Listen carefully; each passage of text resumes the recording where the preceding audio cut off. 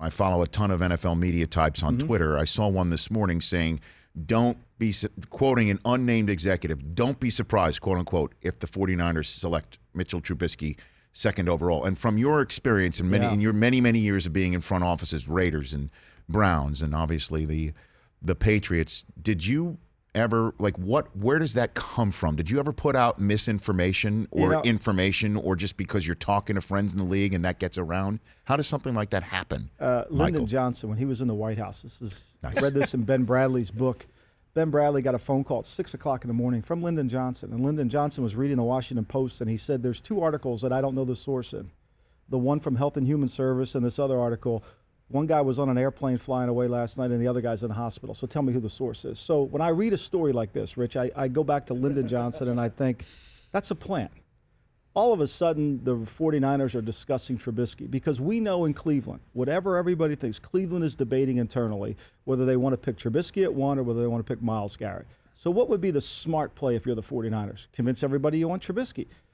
Increase the value of your draft choice to get people to trade up, maybe perhaps even to get Cleveland to trade up with you, because San Francisco realizes once Garrett's off the board, this draft becomes a lot of players that are in the same category. So what you pick at 2, you might be able to pick at 11 or 12. It'll be a different position. It won't be the same player, but it'll be the same type of value. And I think that's what San Francisco's tried to do. The one thing we know for sure, when John Lynch took the job in San Francisco, he proclaimed there'll be no more leaks. That's one of the reasons he took the job, right? So anything that comes out of here, you have to think is a spin. And I think if Lyndon Johnson were alive today, he would say that. No, well,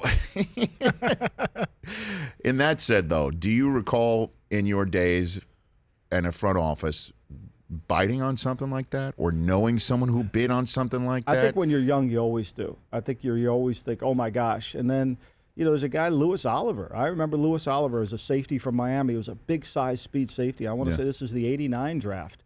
And all of a sudden, stuff came out with him late, and it wasn't accurate.